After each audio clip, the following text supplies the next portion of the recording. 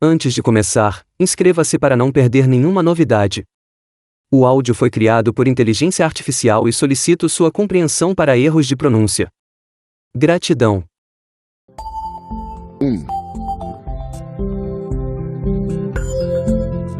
Certa vez, quando tinha 6 anos, vi num livro sobre a Floresta Virgem, Histórias Vividas, uma impressionante gravura.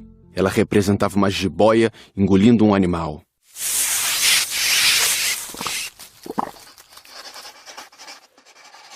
Dizia o livro: as jiboias engolem sem mastigar a presa inteira. Em seguida, não podem mover-se e dormem os 6 meses da digestão. Refleti muito sobre as aventuras da selva e fiz, com lápis de cor, o meu primeiro desenho. Mostrei minha obra-prima às pessoas grandes e perguntei se o meu desenho lhes dava medo. Responderam-me: por que é que um chapéu daria medo? Meu desenho não representava um chapéu, representava uma jiboia digerindo um elefante. Desenhei então o interior da jiboia, a fim de que as pessoas grandes pudessem entender melhor. Elas têm sempre necessidade de explicações detalhadas.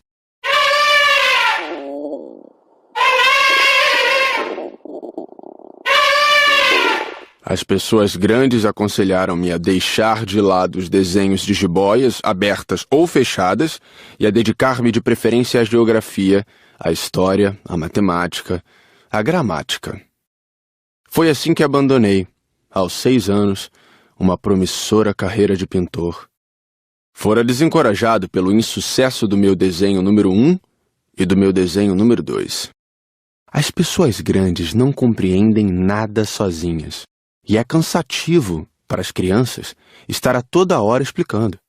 Tive então que escolher uma outra profissão e aprendi a pilotar aviões. Voei por quase todas as regiões do mundo. E a geografia, é claro, me serviu muito. Sabia distinguir, num relance, a China e o Arizona. Isso é muito útil quando se está perdido na noite. Desta forma, ao longo da vida, tive vários contatos com muita gente séria. Convivi com as pessoas grandes, vi-as bem de perto. Isso não melhorou muito a minha antiga opinião. Quando encontrava uma que me parecia um pouco esclarecida, fazia a experiência do meu desenho número 1, que sempre conservei comigo. Eu queria saber se ela era, na verdade, uma pessoa inteligente. Mas a resposta era sempre a mesma. É um chapéu. Então eu não falava nem de jiboias, nem de florestas virgens, nem de estrelas. Colocava-me no seu nível. Falava de bridge, de golfe, de política, de gravatas. E a pessoa grande ficava encantada de conhecer um homem tão versátil.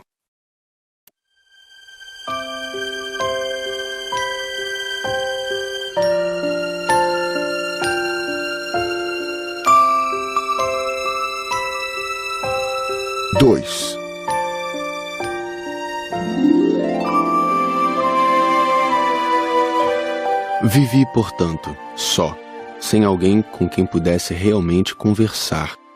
Até o dia em que uma pane obrigou-me a fazer um pouso de emergência no deserto do Saara. Há cerca de 6 anos. Alguma coisa se quebrara no motor. E como não trazia comigo nem mecânico nem passageiros, preparei-me para executar sozinho aquele difícil conserto. Era, para mim, questão de vida ou morte. A água que eu tinha para beber só dava para 8 dias. Na primeira noite adormeci sobre a areia, a milhas e milhas de qualquer terra habitada. Estava mais isolado que um náufrago num bote perdido no meio do oceano. Imaginem qual foi a minha surpresa quando, ao amanhecer, uma vozinha estranha me acordou. Dizia: por favor, desenha-me um carneiro. O quê? Desenha-me um carneiro. Levantei-me num salto, como se tivesse sido atingido por um raio. Esfreguei bem os olhos, olhei ao meu redor e vi aquele homenzinho extraordinário que me observava seriamente. Olhava para essa aparição com olhos arregalados de espanto. Não esqueçam que eu me achava a milhas e milhas de qualquer terra habitada.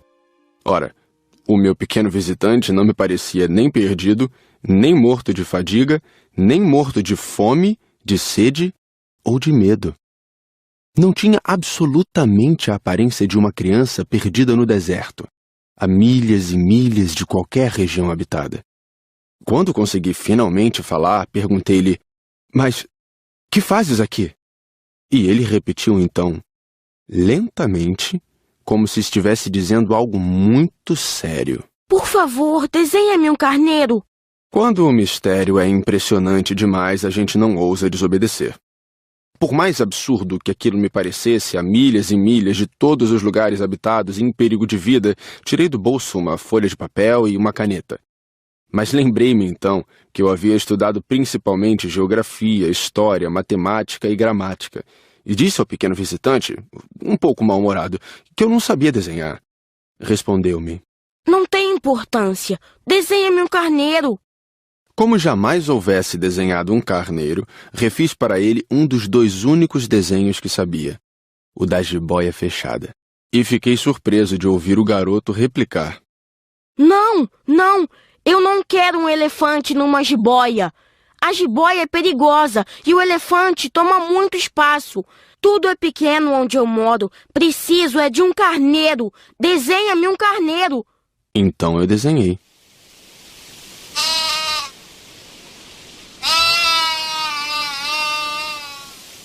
Olhou atentamente e disse: Não, esse já está muito doente. Desenha outro. Desenhei de novo. O meu amigo sorriu paciente.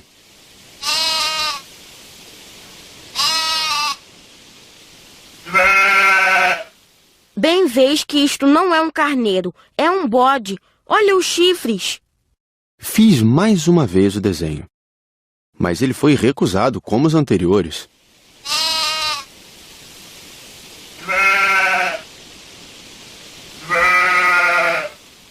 Esse aí é muito velho. Quero um carneiro que viva muito tempo. Então, perdendo a paciência e como tinha pressa em desmontar o motor, rabisquei o desenho e arrisquei. Esta é a caixa. O carneiro que queres está aí dentro. Fiquei surpreso ao ver iluminar-se a face do meu pequeno juiz. Era assim mesmo que eu queria. Será preciso muito capim para esse carneiro? Por quê? Porque é muito pequeno onde eu moro. Qualquer coisa chega. Eu te dei somente um carneirinho. Inclinou a cabeça sobre o desenho. Não é tão pequeno assim. Olha, ele adormeceu. E foi assim que conheci, um dia, o Pequeno Príncipe.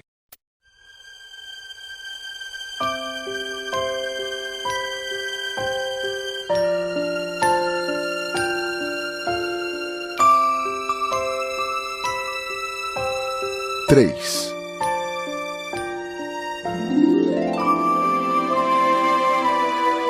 Levei algum tempo para entender de onde ele viera. O príncipezinho, que me fazia milhares de perguntas, parecia nunca escutar as minhas. Palavras pronunciadas ao acaso é que foram pouco a pouco revelando sua história. Assim, quando viu pela primeira vez meu avião, perguntou-me: Que coisa é aquela? Não é uma coisa. Aquilo voa. É um avião. O meu avião. Eu estava orgulhoso de lhe dizer que eu voava. Então ele perguntou meio assustado: Como? Tu caíste do céu? Sim, respondi humildemente. Ah, isto é engraçado. E o Pequeno Príncipe deu uma bela risada que me irritou profundamente. Gosto que levem a sério as minhas desgraças. Em seguida acrescentou: Então tu também vens do céu. De que planeta tu és? Vislumbrei um clarão no mistério da sua origem e perguntei repentinamente: Tu vens então de outro planeta? Mas ele não me respondeu. Balançava lentamente a cabeça observando o meu avião. É verdade que nisto aí não podes ter vindo de muito longe. Mergulhou então num pensamento que durou algum tempo. Depois, tirando do bolso o meu carneiro, ficou contemplando seu tesouro. Imaginem como eu ficara intrigado com aquela simples menção sobre os outros planetas. Esforcei-me, então, por saber um pouco mais. De onde vens, meu caro? Onde é tua casa? Para onde queres levar meu carneiro? Ficou algum tempo em silêncio e depois respondeu: O bom é que a caixa que me deste poderá de noite servir de casa para ele. Sem dúvida. E se tu fores um bom menino, te darei também uma corda para amarrá-lo durante o dia e uma estaca para prendê-lo. A proposta pareceu chocá-lo. Amarrar? Que ideia estranha! Mas se tu não o amarras, ele vai-se embora e se perde. E meu amigo deu uma nova risada. Mas onde queres que ele vá? Não sei. Por aí, andando sempre em frente. Então o pequeno príncipe disse, muito sério. Não faz mal, é tão pequeno onde moro. E depois, talvez com um pouco de melancolia, acrescentou ainda. Quando a gente anda sempre em frente, não pode mesmo ir muito longe.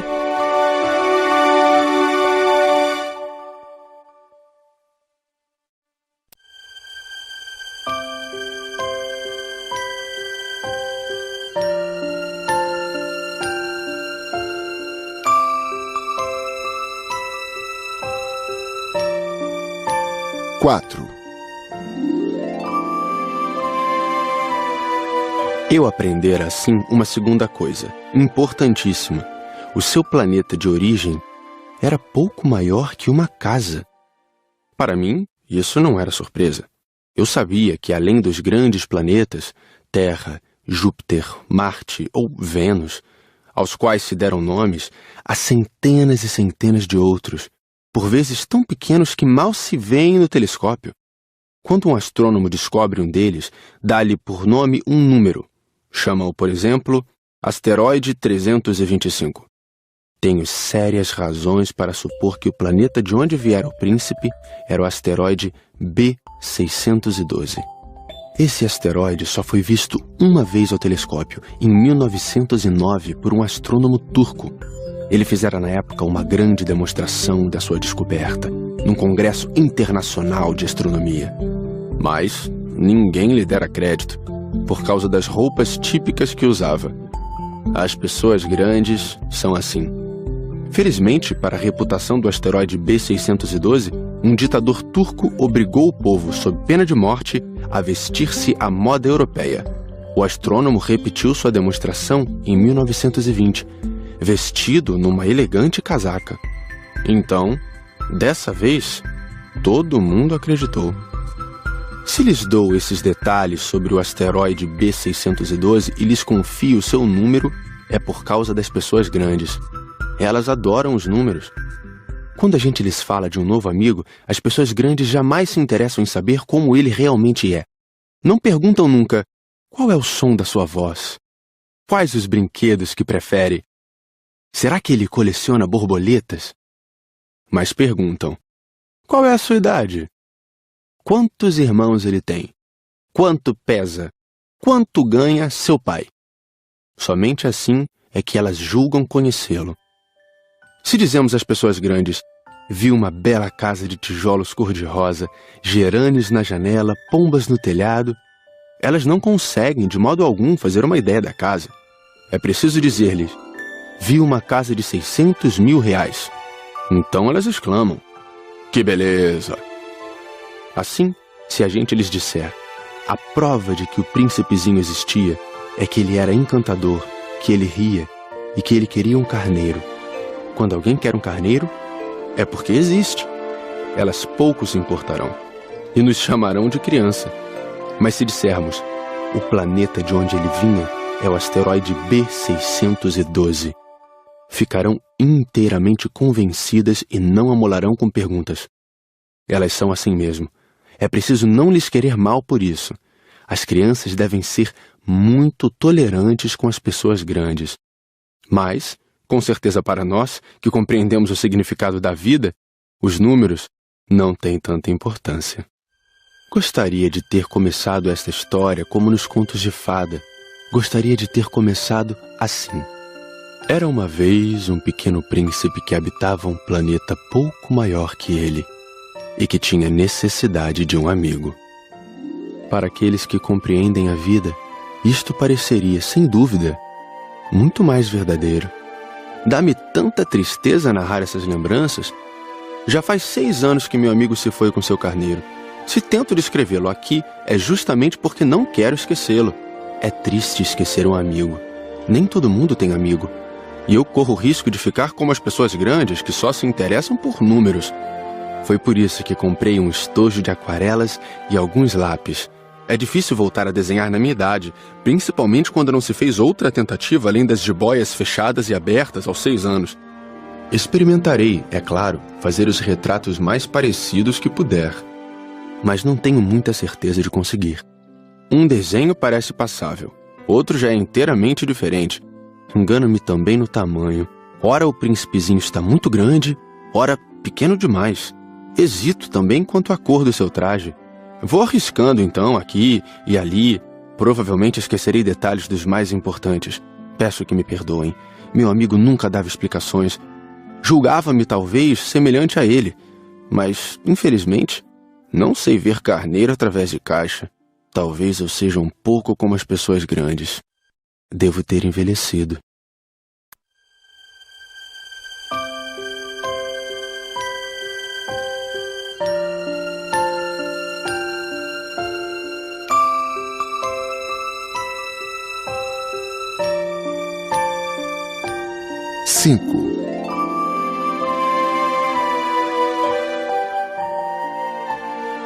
A cada dia eu ficava sabendo mais alguma coisa do seu planeta, da partida, da viagem. Mas isso devagarinho, ao acaso das informações colhidas de suas observações. Foi assim que vim a conhecer, no terceiro dia, o drama dos baobás. Dessa vez ainda foi graças ao carneiro, pois de repente o pequeno príncipe me perguntou como se tivesse um sério problema. É verdade que os carneiros comem arbustos? Sim, é verdade. Ah, que bom! Não entendi imediatamente por que era tão importante que os carneiros comessem arbustos, mas o pequeno príncipe acrescentou. Portanto, eles comem também os baobás? Expliquei ao príncipezinho que os baobás não são arbustos, mas árvores grandes como igrejas, e que, mesmo que ele levasse consigo toda uma manada de elefantes, eles não chegariam a destruir um único baobá. A ideia de uma manada de elefantes fez o pequeno príncipe rir. Seria preciso colocar um em cima do outro. Mas, sabiamente, observou em seguida. Os baobás, antes de crescer, são pequenos. É verdade. Mas por que tu desejas que os carneiros comam os baobás pequenos? Bem, vejamos. E foi-me preciso um grande esforço para decifrar sozinho esse problema. De fato, no planeta do Pequeno Príncipe havia, como em todos os outros planetas, ervas boas e más. Consequentemente, sementes boas de ervas boas, sementes más de ervas más. Mas as sementes são invisíveis. Elas dormem nas entranhas da terra até que uma cisme de despertar. Então, ela se espreguiça e lança timidamente para o sol um inofensivo galinho. Se é de roseira ou rabanete, podemos deixar que cresça à vontade. Mas quando percebemos que se trata de uma planta ruim, é preciso que a arranquemos imediatamente. Ora, havia sementes terríveis no planeta do Pequeno Príncipe. As sementes de baobá. O solo do planeta estava infestado. E quando não se descobre que aquela plantinha é um baobá, nunca mais a gente consegue se livrar dele, pois suas raízes penetram o planeta todo, atravancando-o. E se o planeta é pequeno e os baobás numerosos, o planeta acaba rachando. É uma questão de disciplina, me disse mais tarde o príncipezinho. Quando a gente acaba a toalete da manhã, começa a fazer com cuidado a toalete do planeta. É preciso que nos habituemos a arrancar regularmente os baobás, logo que se diferenciem das roseiras, com as quais muitos se parecem quando pequenos.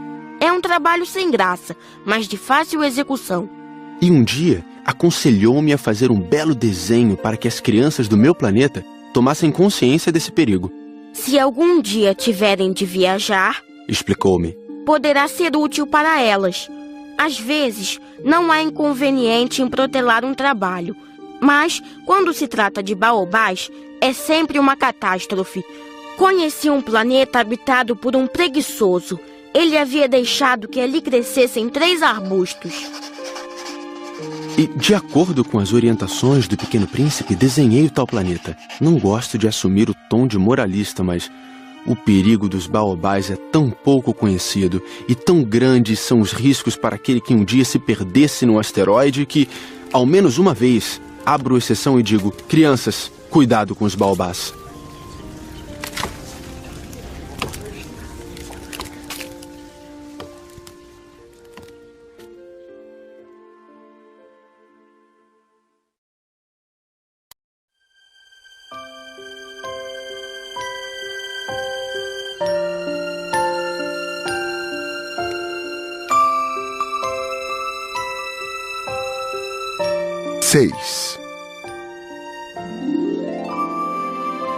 Ah, Pequeno Príncipe, assim eu comecei a compreender pouco a pouco os segredos da tua triste vidinha.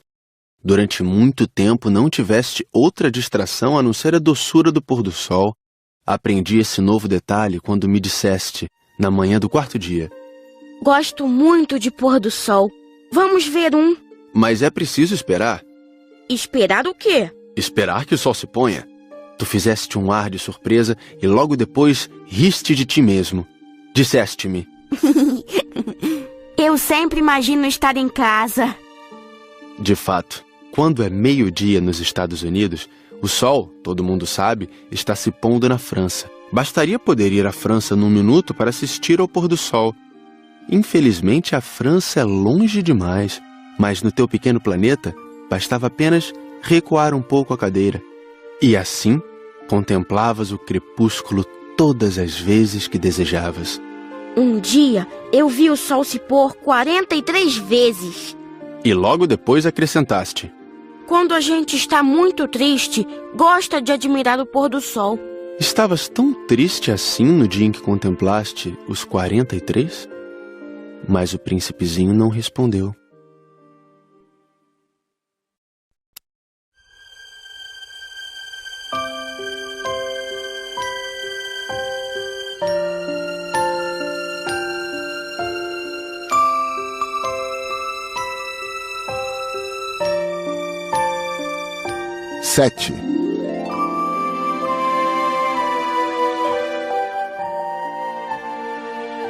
No 5º dia, sempre graças ao carneiro, um segredo da vida do Pequeno Príncipe foi-me revelado. Perguntou-me sem rodeios, como se fora o resultado de uma longa reflexão: Um carneiro, se come arbusto, come também as flores? Um carneiro come tudo o que encontra. Mesmo as flores que tenham espinhos? Sim, mesmo as que têm. Então, para que servem os espinhos? Eu não sabia. Estava ocupadíssimo naquele instante, tentando desatarrachar do motor um parafuso muito apertado. Estava bastante preocupado, pois minha pane estava começando a parecer muito grave, e a água que tinha para beber era tão pouca que eu temia o pior. Para que servem os espinhos?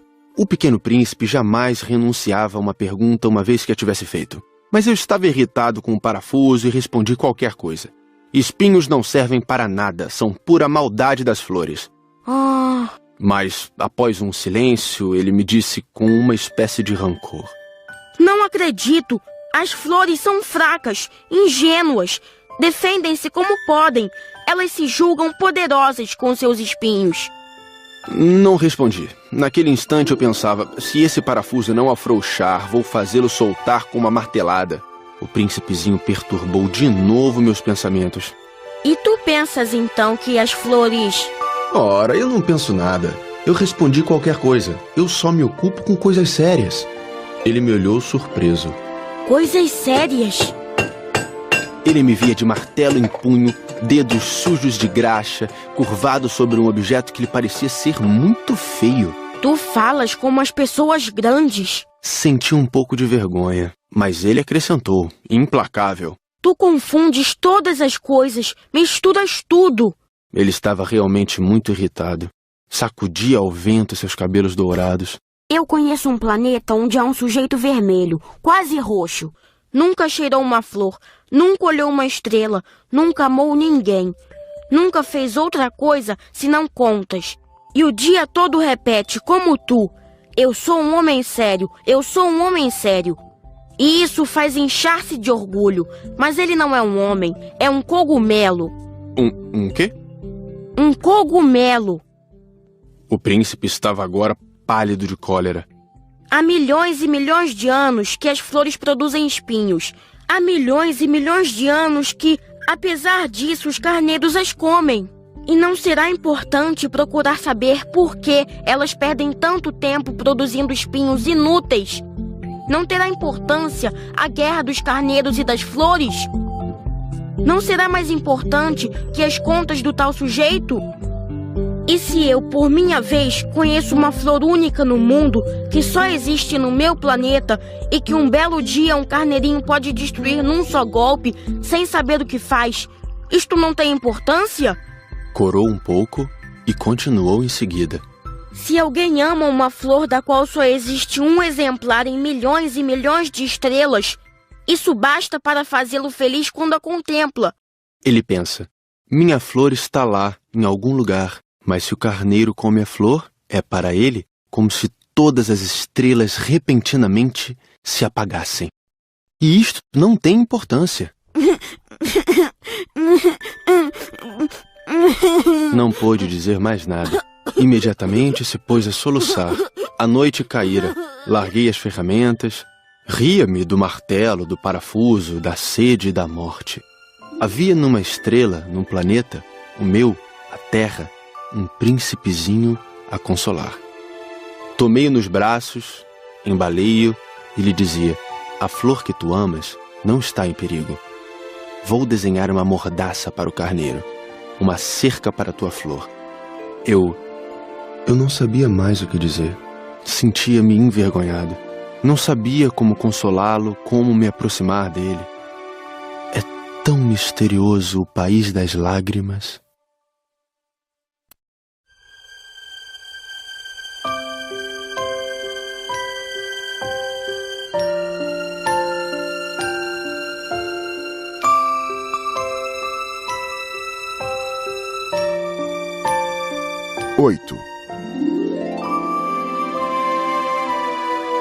Logo, aprendi a conhecer melhor aquela flor. Sempre houvera no planeta do Pequeno Príncipe flores muito simples, ornadas de uma só fileira de pétalas, e que não ocupavam espaço nem incomodavam ninguém. Apareciam pela manhã na relva e à tarde já murchavam. Mas aquela brotara um dia de uma semente trazida não se sabe de onde. E o príncipezinho resolvera vigiar de perto o pequeno broto, que era tão diferente dos outros. Podia ser uma nova espécie de baobá, mas o arbusto logo parou de crescer, e na sua extremidade começou então a se formar uma flor. O pequeno príncipe, que assistia ao surgimento de um enorme botão, pressentiu que dali sairia uma aparição miraculosa. Mas a flor não acabava mais de preparar sua beleza no seu verde aposento. Escolhia as cores com cuidado, vestia-se lentamente, ajustava uma a uma suas pétalas. Não queria sair como os cravos amarrotada. Ela queria aparecer no esplendor da sua beleza. Ah, sim! Sua misteriosa toilette, portanto, demorara alguns dias. E eis que numa manhã, justamente à hora do sol nascer, ela se mostrou. E ela, que se preparara com tanto esmero, disse bocejando: Eu acabo de despertar. Desculpa, estou ainda toda despenteada. O príncipezinho, então, não pôde conter o seu espanto. Como és bonita! É verdade. E nasci ao mesmo tempo que o sol. O pequeno príncipe percebeu logo que a flor não era modesta. Mas ela era tão envolvente. Creio que é hora do café da manhã. Tu poderias cuidar de mim. E o príncipezinho, atordoado, tendo ido buscar um regador com água fresca, aguou a flor. Assim, ela logo começou a atormentá-lo com sua doentia vaidade. Um dia, por exemplo, falando dos seus 4 espinhos, dissera ao pequeno príncipe: Os tigres, eles podem aparecer com suas garras. Não há tigres no meu planeta. Além disso, tigres não comem ervas. Não sou uma erva. Perdoa-me. Não tenho receio dos tigres, mas tenho horror das correntes de ar. Não terias, por acaso, um paravento? Horror das correntes de ar. Isso não é bom para uma planta. É bem complicada essa flor. À noite me colocarás sob uma redoma de vidro. Faz muito frio no teu planeta. Não é nada confortável. De onde eu venho... De repente, calou-se. Viera em forma de semente. Não pudera conhecer nada dos outros mundos. Encabulada por se ter sido surpreendida com uma mentira tão tola, tossiu 2 ou 3 vezes e, para fazê-lo sentir-se culpado, pediu: E o paravento? Ia buscá-lo, mas tu me falavas... Então ela forçou a tosse para causar-lhe remorso. Assim o príncipezinho, apesar da sinceridade do seu amor, logo começara a duvidar dela. Levara a sério palavras sem importância, e isto o fez sentir-se muito infeliz. Não devia tê-la escutado. Confessou-me um dia. Não se deve nunca escutar as flores. Basta admirá-las, sentir seu aroma. A minha perfumava todo o meu planeta, mas eu não sabia como desfrutá-la. Aquela história das garras, que tanto me irritara, devia ter me enternecido. Confessou-me ainda. Não soube compreender coisa alguma. Deveria tê-la julgado por seus atos, não pelas palavras. Ela exalava perfume e me alegrava. Não podia jamais tê-la abandonado. Deveria ter percebido sua ternura por trás daquelas tolas mentiras. As flores são tão contraditórias. Mas eu era jovem demais para saber amá-la.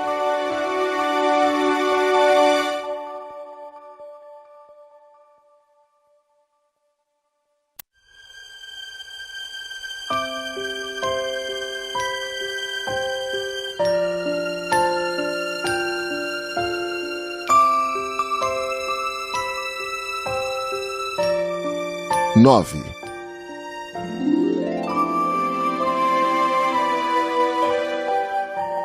Creio que ele se aproveitou de uma migração de pássaros selvagens para fugir. Na manhã da viagem, pôs o planeta em ordem, revolveu cuidadosamente seus vulcões. Ele possuía 2 vulcões em atividade, e era muito cômodo para esquentar o café da manhã. Possuía também um vulcão extinto, mas, como ele dizia, nunca se sabe. Revolveu também o extinto. Se são bem resolvidos, os vulcões queimam lentamente, constantemente, sem erupções. As erupções vulcânicas são como fagulhas de lareira. Aqui na Terra, nós somos muito pequenos para revolver os vulcões. Por isso é que eles nos causam tanto dano. O pequeno príncipe arrancou também, não sem um pouco de tristeza, os últimos rebentos de baobás. Ele pensava em nunca mais voltar. Mas todos esses trabalhos rotineiros lhe pareceram naquela manhã extremamente agradáveis. E quando regou pela última vez a flor e se preparava para colocá-la sob a redoma, percebeu que tinha vontade de chorar. Adeus! Disse ele à flor. Mas a flor não respondeu. Adeus! Repetiu ele. A flor tossiu. Mas não era por causa do resfriado. Eu fui uma tola. Peço-te perdão. Procura ser feliz. A ausência de censuras o surpreendeu. Ficou parado, completamente sem jeito, com a redoma nas mãos. Não podia compreender essa delicadeza. É claro que eu te amo. Foi minha culpa não perceberes isso. Mas não tem importância. Foste tão tolo quanto eu. Tenta ser feliz. Larga esta redoma. Não preciso mais dela. Mas o vento... Não estou tão resfriada assim. O ar fresco da noite me fará bem. Eu sou uma flor. Mas os bichos... Preciso que eu suporte 2 ou 3 larvas se quiser conhecer as borboletas. Dizem que são tão belas. Do contrário, quem virá visitar-me? Tu estarás longe. Quanto aos bichos grandes, não tenho medo deles. Eu tenho as minhas garras. E ela mostrava ingenuamente seus 4 espinhos. Em seguida acrescentou. Não demores assim, que é exasperante. Tu decidiste partir. Então vai. Pois ela não queria que ele a visse chorar. Era uma flor muito orgulhosa.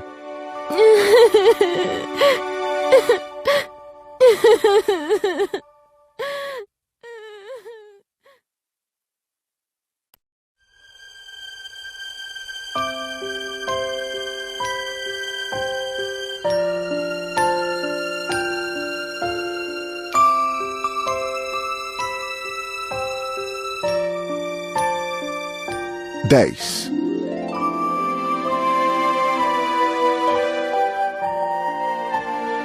Ele se achava na região dos asteroides 325, 326, 327, 328, 329 e 330. Começou então a visitá-los, para desta forma ter uma atividade e se instruir. O primeiro era habitado por um rei. O rei sentava-se, vestido de púrpura e arminho, num trono muito simples, embora majestoso. Ah, eis um súdito! Exclamou o rei ao ver o visitante. E o príncipezinho perguntou a si mesmo: Como pode ele reconhecer-me se jamais me viu? Ele não sabia que para os reis o mundo é muito mais simples. Todos os homens são súditos.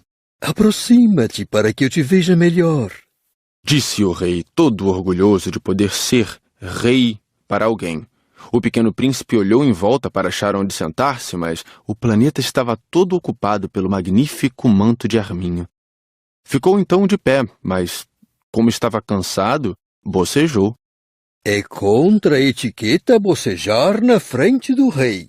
Eu o proíbo. Não posso evitá-lo. Fiz uma longa viagem e não dormi ainda. Então, eu te ordeno que bocejes. Há anos que não vejo ninguém bocejar. Os bocejos são uma raridade para mim. Vamos, boceja. É uma ordem. Isso me intimida. Assim eu não consigo... Disse o pequeno príncipe enrubescido. Então eu te ordeno, ora bocejares e ora... Ele gaguejava um pouco e parecia envergonhado, porque o rei fazia questão de que sua autoridade fosse respeitada. Não tolerava desobediência, era um monarca absoluto. Mas, como era muito bom, dava ordens razoáveis. Se eu ordenasse, costumava dizer, que um general se transformasse numa gaivota e o general não me obedecesse, a culpa não seria do general, seria minha. Posso sentar-me? Perguntou timidamente o príncipezinho. Eu te ordeno que te sentes. Respondeu-lhe o rei, que puxou majestosamente um pedaço do manto de arminho. Mas o pequeno príncipe se espantava. O planeta era minúsculo. Sobre quem reinaria o rei? Majestade, eu vos peço perdão de ousar interrogar-vos. Eu te ordeno que me interrogues. Majestade, sobre quem é que reinais? Sobre tudo.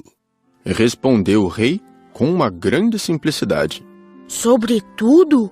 O rei, com um gesto simples, indicou o seu planeta, os outros planetas e também as estrelas. Sobre tudo isso? Sobre tudo isso. Pois ele não era apenas um monarca absoluto, era também um monarca universal. E as estrelas vos obedecem?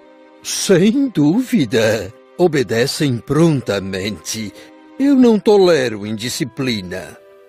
Tanto poder maravilhou o pequeno príncipe. Se ele fosse detentor desse poder, teria podido assistir não a 43, mas a 72, ou mesmo a 100, ou mesmo a 200 pôres do sol no mesmo dia, sem precisar sequer afastar a cadeira.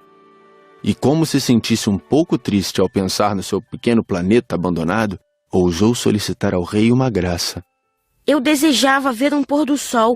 Fazei-me esse favor. Ordenai ao sol que se ponha. Se eu ordenasse a meu general voar de uma flor a outra como borboleta, ou escrever uma tragédia, ou transformar-se numa gaivota, e o general não executasse a ordem recebida, quem, ele ou eu, estaria errado? Vós? Exato. É preciso exigir de cada um o que cada um pode dar. A autoridade se baseia na razão. Se ordenares a teu povo que ele se lance ao mar, todos se rebelarão. Eu tenho o direito de exigir obediência porque minhas ordens são razoáveis. E meu pôr do sol? Lembrou o Pequeno Príncipe que nunca esquecia uma pergunta que tivesse feito. Teu pôr do sol tu o terás. Eu o exigirei. Mas eu esperarei na minha sabedoria de governante que as condições sejam favoráveis. Quando serão? Hein? Respondeu o rei, que consultou inicialmente um enorme calendário. Será lá por volta de 7h40 esta noite. E tu verás como sou bem obedecido. O príncipezinho bocejou. Sentia falta de seu pôr do sol. E depois, já estava começando a se aborrecer. Não tenho mais nada que fazer aqui. Vou prosseguir minha viagem. Não partas. Retrucou o rei, que estava orgulhoso de ter um súdito. Não partas. Eu te faço ministro. Ministro de quê? Da justiça. Mas não há ninguém para julgar. Nunca se sabe. Ainda não dei a volta no meu reino. Estou muito velho. Não tenho espaço para uma carruagem. E andar cansa-me muito. Mas eu já vi. Disse o Pequeno Príncipe, que se inclinou para dar uma olhadela no outro lado do planeta. Não consigo ver ninguém. Tu julgarás a ti mesmo. É o mais difícil. É bem mais difícil julgar a si mesmo que julgar os outros. Se consegues fazer um bom julgamento de ti, és um verdadeiro sábio. Mas eu posso julgar a mim próprio em qualquer lugar. Não preciso, para isso, ficar morando aqui. Eu tenho quase certeza de que há um velho rato no meu planeta. Eu o escuto de noite. Tu poderás julgar esse rato. Tu o condenarás à morte de vez em quando. Assim, a vida dele dependerá da tua justiça. Mas tu o perdoarás sempre, para poupá-lo, pois só temos um. Eu não gosto de condenar à morte e acho que vou mesmo embora. Não, disse o rei, mas o príncipezinho, tendo terminado os preparativos, não quis afligir o velho monarca. Se Vossa Majestade deseja ser prontamente obedecido, poderá dar-me uma ordem razoável. Poderia ordenar-me, por exemplo, que partisse em menos de 1 minuto. Parece-me que as condições são favoráveis. Como o rei não dissesse nada, o príncipe hesitou um pouco, depois suspirou e partiu. Eu te faço meu embaixador. Apressou-se o rei em gritar. Tinha um ar de grande autoridade. As pessoas grandes são muito esquisitas, pensava o Pequeno Príncipe durante a viagem.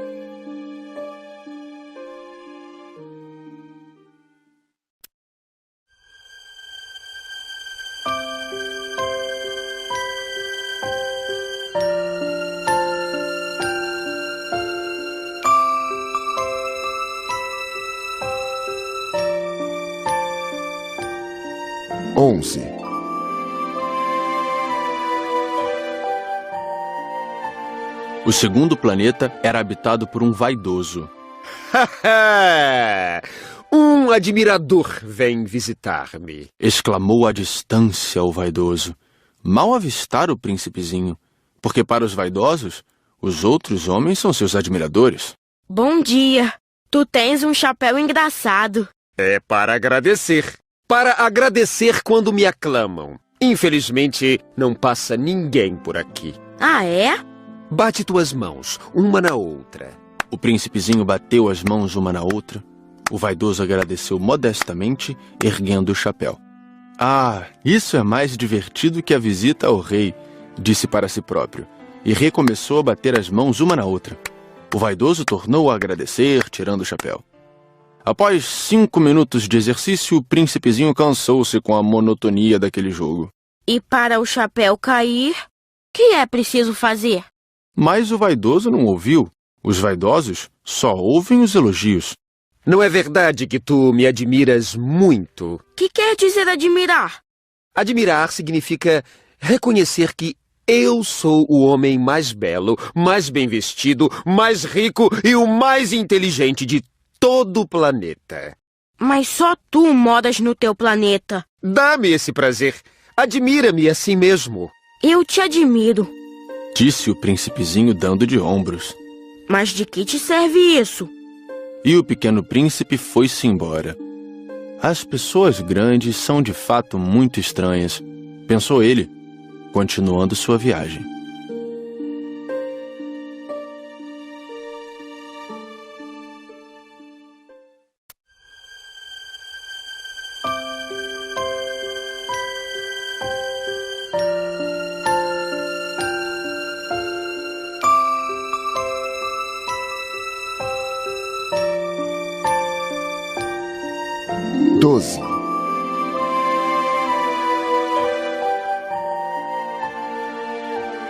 O planeta seguinte era habitado por um bêbado.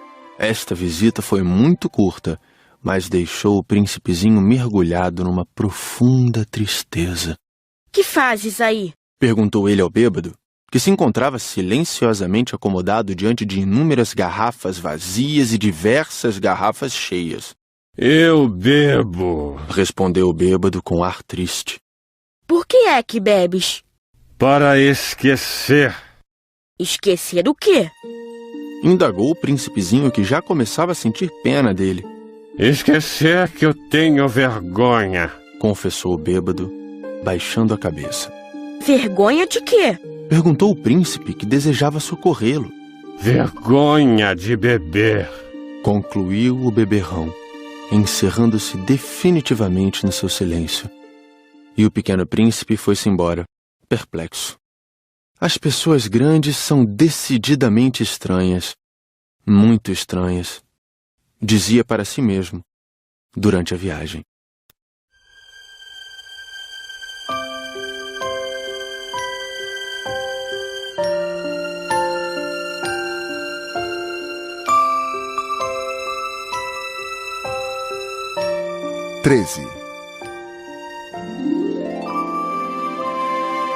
O quarto planeta era o do empresário.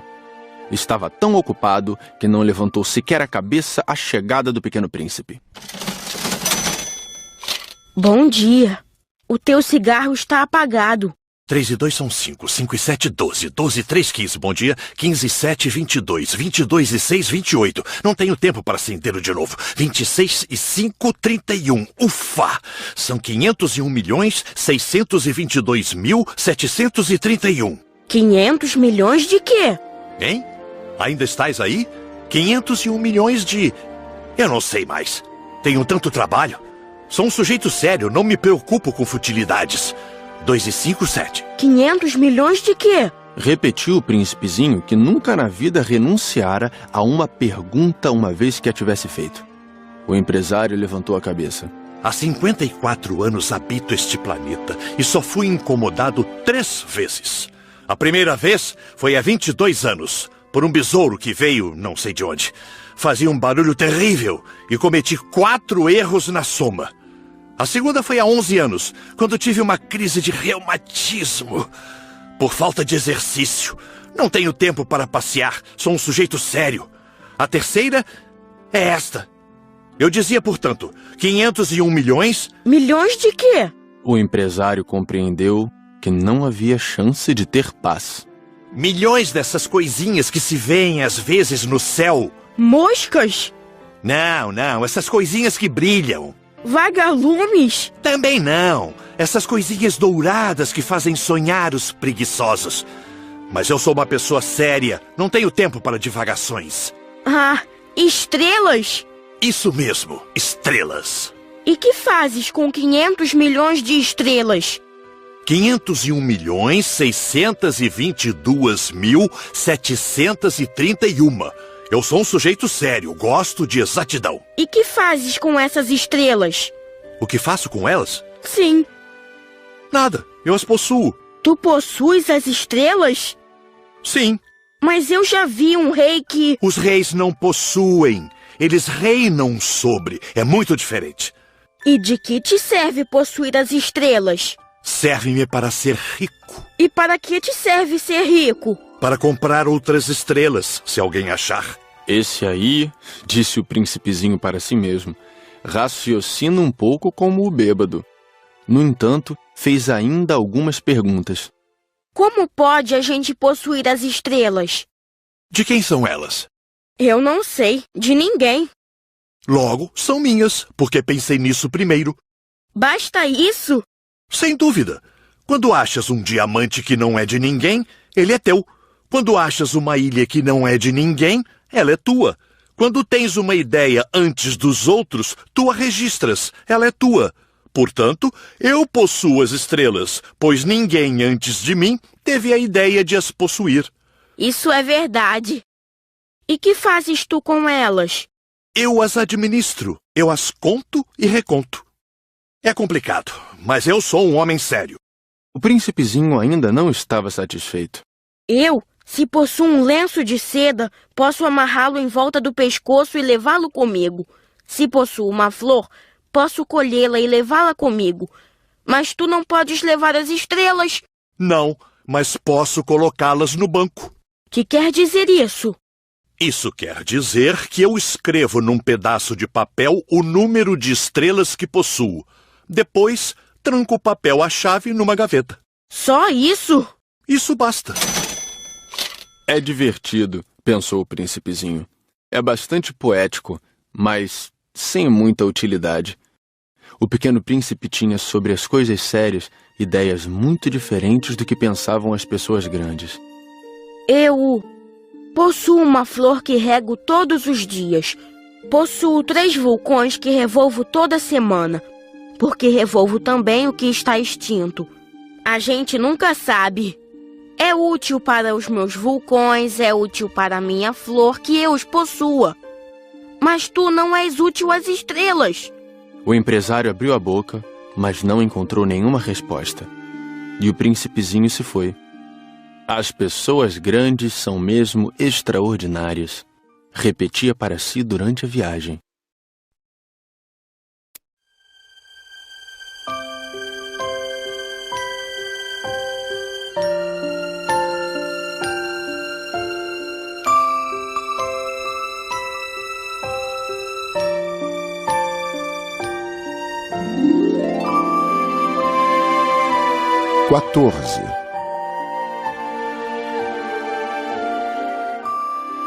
O quinto planeta era muito curioso.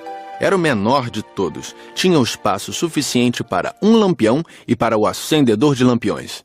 O pequeno príncipe não conseguia entender para que serviriam no céu, num planeta sem casa e sem gente, um lampião e o acendedor de lampiões. No entanto, disse consigo mesmo, talvez esse homem seja mesmo um tolo. No entanto, é menos tolo que o rei, que o vaidoso, que o empresário, que o beberrão. Seu trabalho, ao menos, tem um sentido. Quando acende o lampião, é como se fizesse nascer mais uma estrela ou uma flor. Quando apaga, porém, faz adormecer a estrela ou a flor. É um belo trabalho, e sendo belo, tem sua utilidade. Quando alcançou o planeta, saudou educadamente o acendedor. Bom dia. Por que acabas de apagar teu lampião? É o regulamento. Bom dia. Qual é o regulamento? É apagar meu lampião. Boa noite. E tornou a acender. Mas por que acabas de acendê-lo de novo? É o regulamento. Eu não compreendo. Não é para compreender. Regulamento é regulamento. Bom dia. E apagou o lampião. Em seguida enxugou a testa num lenço de losangos vermelhos. Eu executo uma tarefa terrível. No passado era mais sensato. Apagava de manhã e acendia à noite. Tinha o resto do dia para descansar e toda a noite para dormir. E depois disso, mudou o regulamento? O regulamento não mudou. Aí é que está o problema. O planeta a cada ano gira mais depressa e o regulamento não muda. E então? Agora que ele dá uma volta por minuto, não tenho mais 1 segundo de repouso. Acendo e apago uma vez por minuto. Ah, que engraçado! Os dias aqui duram 1 minuto. Não é nada engraçado. Já faz um mês que estamos conversando. Um mês? Sim, 30 minutos, 30 dias. Boa noite. E acendeu o lampião. O pequeno príncipe respeitou e gostou daquele acendedor tão fiel ao regulamento. Lembrou-se dos pores do sol que ele mesmo provocava, apenas recuando sua cadeira. Quis ajudar seu amigo. Sabes, conheço uma maneira de descansares quando quiseres. Eu sempre quero descansar. Pois a gente pode ser ao mesmo tempo fiel e preguiçoso. E o príncipezinho prosseguiu. Teu planeta é tão pequeno que podes com 3 passos contorná-lo. Basta andares bem lentamente, de modo a ficares sempre ao sol. Quando desejares descansar, tu caminharás, e o dia durará o tempo que quiseres. Isso não adianta muito. O que eu mais gosto na vida é de dormir. Então não há solução. Não há solução. Bom dia. E apagou o lampião. Esse aí, pensou o príncipezinho ao prosseguir a viagem para mais longe, esse aí seria desprezado por todos os outros. O rei, o vaidoso, o beberrão, o empresário. No entanto, é o único que não me parece ridículo. Talvez porque é o único que se ocupa de outra coisa que não seja ele próprio. Suspirou lamentando e completou. Era o único com quem eu poderia ter feito amizade. Mas seu planeta é mesmo pequeno demais. Não há lugar para 2. O que o pequeno príncipe não ousava admitir é que lamentava partir desse planeta abençoado com 1440 pores do sol a cada 24 horas.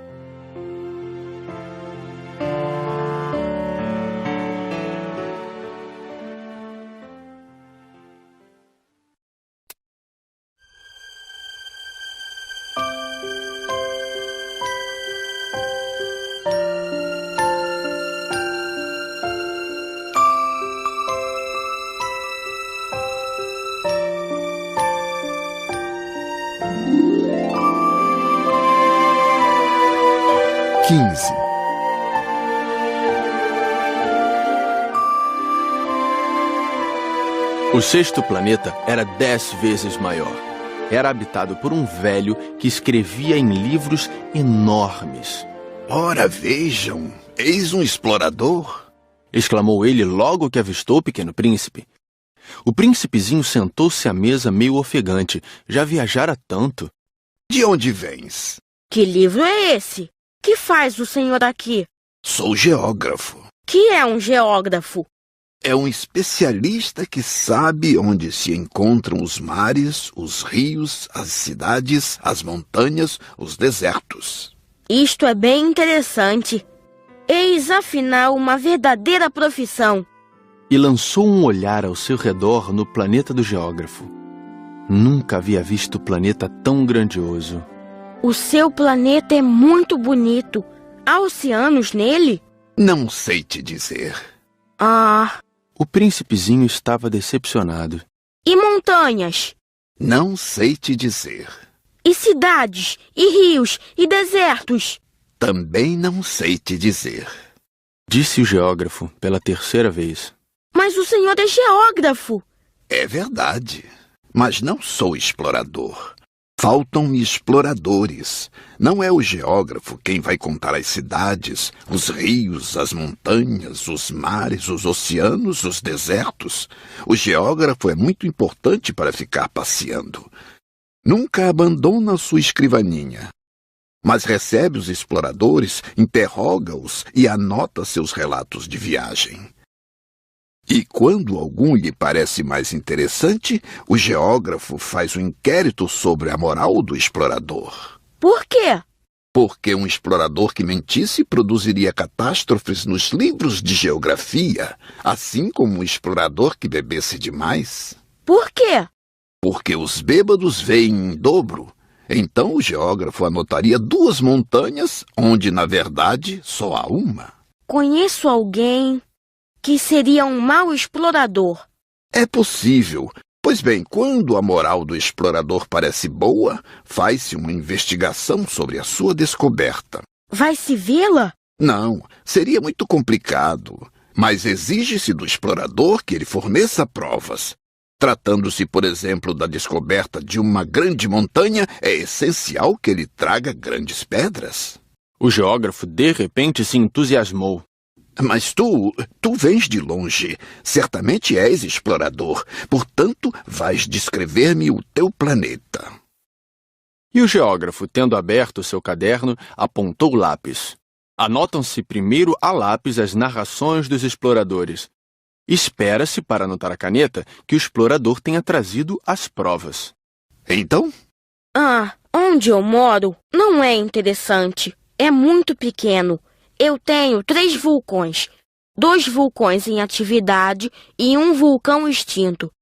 A gente nunca sabe. A gente nunca sabe? Repetiu o geógrafo. Tenho também uma flor. Nós não anotamos as flores. Por que não? É o mais bonito. Porque as flores são efêmeras. Que quer dizer efêmera? Os livros de geografia são os mais exatos. Nunca ficam ultrapassados. É muito raro que uma montanha mude de lugar. É muito raro um oceano secar.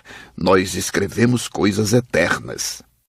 Mas os vulcões extintos podem voltar à atividade. Interrompeu o Pequeno Príncipe.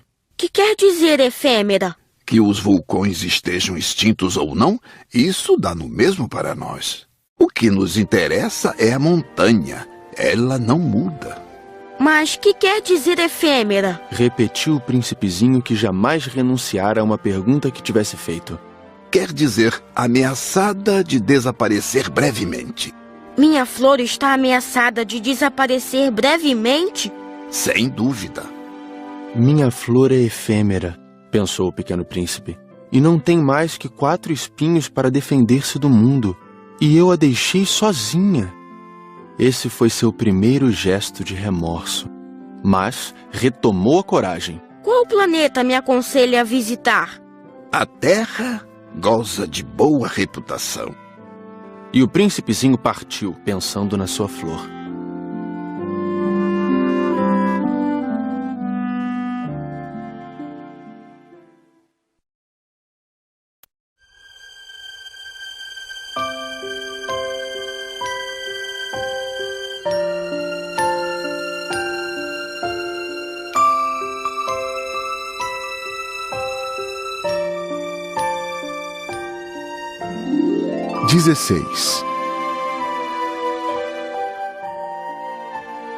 O 7º planeta foi, portanto, a Terra. A Terra não é um planeta qualquer. Contam-se lá 111 reis, não esquecendo, é claro, os reis negros, 7.000 geógrafos, 900.000 negociantes, 7,5 milhões de beberrões e 311 milhões de vaidosos. Isto é, cerca de 2 bilhões de pessoas grandes. Para dar-lhes uma ideia das dimensões da Terra, eu lhes direi que antes da invenção da eletricidade, era necessário manter, para o conjunto dos seus 6 continentes, um verdadeiro exército de 462.511 acendedores de lampiões. Visto um pouco de longe, isto dava um magnífico efeito. Os movimentos desse exército eram ritmados como os de um balé de ópera. Primeiro era a vez dos acendedores de lampiões da Nova Zelândia e da Austrália. Esses, depois de acenderem seus lampiões, iam dormir. Entravam então na dança os acendedores de lampiões da China e da Sibéria. E estes, tendo concluído suas tarefas, também desapareciam nos bastidores. Chegava a vez dos acendedores de lampiões da Rússia e das Índias, depois os da África e da Europa. A seguir, os da América do Sul, depois os da América do Norte. E eles jamais se enganavam na ordem de entrada em cena. Era um espetáculo grandioso. Apenas 2, o acendedor do único lampião do Polo Norte e o seu colega, do único lampião do Polo Sul, levavam uma vida preguiçosa e negligente. Trabalhavam somente 2 vezes por ano.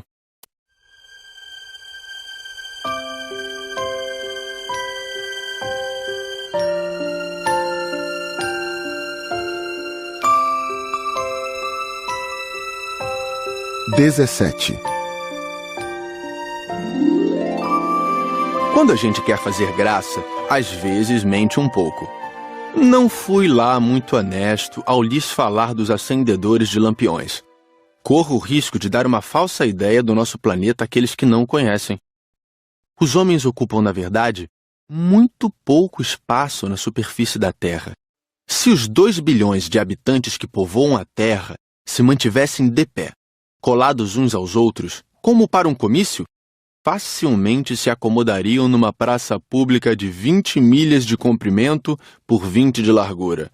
Poderíamos agrupar toda a humanidade na menor das ilhas do Pacífico. As pessoas grandes não acreditarão, é claro. Elas julgam ocupar muito espaço. Imaginam-se tão importantes quanto os baobás. Peçam-lhes então que façam as contas. Elas adoram os números. Ficarão contentes com isso. Mas não percam seu tempo nessa matemática. É desnecessário. Sei que acreditam em mim. O Pequeno Príncipe, uma vez na Terra, ficou muito surpreso de não ver ninguém. Já receava ter se enganado de planeta quando um anel cor de lua remexeu na areia. Boa noite. Boa noite. Respondeu a serpente. Em que planeta me encontro? Na Terra, na África. Ah, e não há ninguém na Terra? Aqui é o deserto. Não há ninguém nos desertos. A terra é grande. O Pequeno Príncipe sentou-se numa pedra e ergueu os olhos para o céu. As estrelas são todas iluminadas. Será que elas brilham para que cada um possa um dia encontrar a sua? Olha o meu planeta, está bem em cima de nós. Mas como ele está longe... Teu planeta é belo. Que vens fazer aqui? Tenho problemas com uma flor. Ah! Exclamou a serpente. E se calaram. Onde estão os homens? Tornou a perguntar o príncipezinho. A gente se sente um pouco só no deserto. Entre os homens, a gente também se sente só. O Pequeno Príncipe olhou-a por longo tempo. Tu és um bichinho engraçado, fino como um dedo. Mas sou mais poderosa do que o dedo de um rei. O príncipezinho sorriu. Tu não és tão poderosa assim. Não tens nem patas. Não podes sequer viajar. Eu posso levar-te mais longe que um navio. Ela enrolou-se no tornozelo do Pequeno Príncipe como se fosse um bracelete de ouro. Aquele que eu toco, eu o devolvo à terra de onde veio. Mas tu és puro e vens de uma estrela. Tenho pena de ti, tão fraco nessa terra de granito. Posso ajudar-te um dia, se tiveres muita saudade do teu planeta. Posso... Ah, eu te compreendo muito bem. Mas por que falas sempre por enigmas? Eu os resolvo todos. Disse a serpente. E calaram-se, os dois.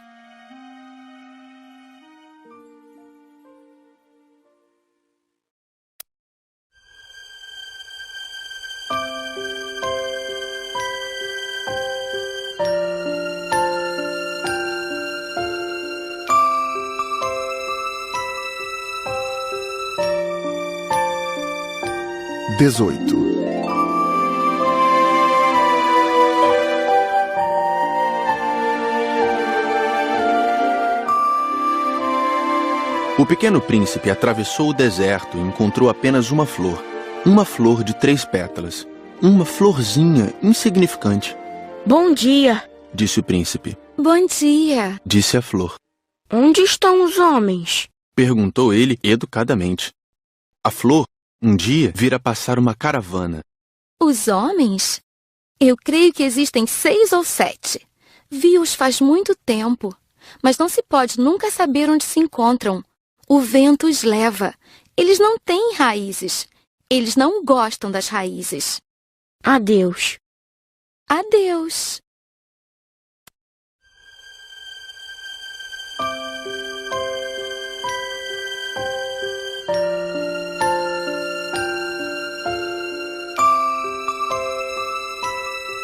19.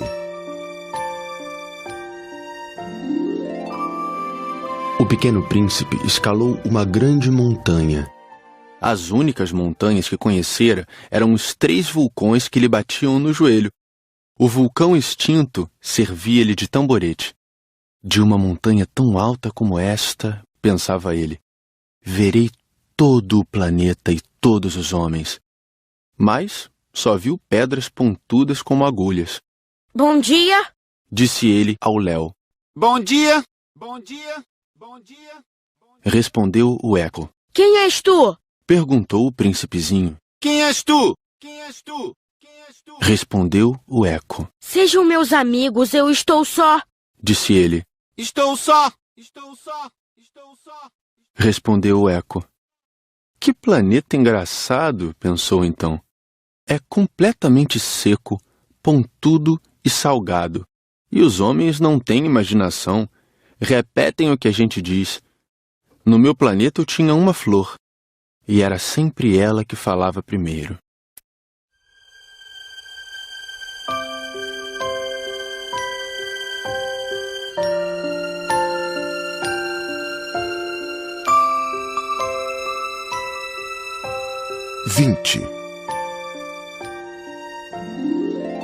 Mas aconteceu que o Pequeno Príncipe, tendo andado muito tempo pelas areias, pelas rochas e pela neve, descobriu, enfim, uma estrada.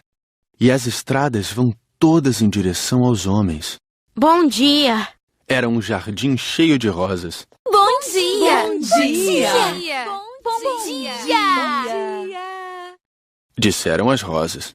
Ele as contemplou. Eram todas iguais à sua flor. Quem sois? Perguntou ele, espantado. Somos as rosas! Ah! E ele se sentiu profundamente infeliz. Sua flor lhe havia dito que ela era a única de sua espécie em todo o universo. E eis que havia 5.000 iguaizinhas num só jardim.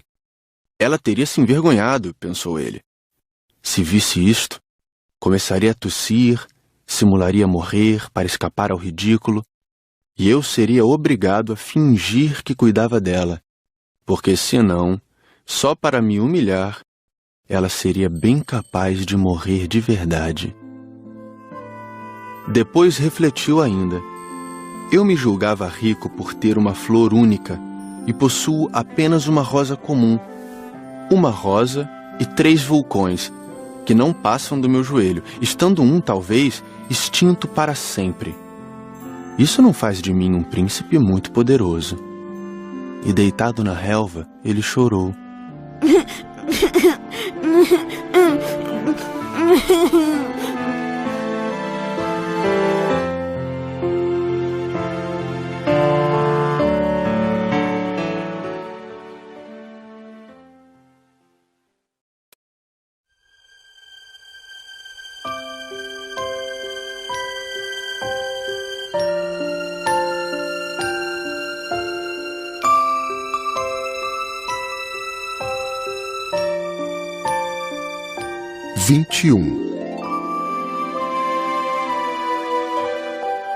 E foi então que apareceu a raposa.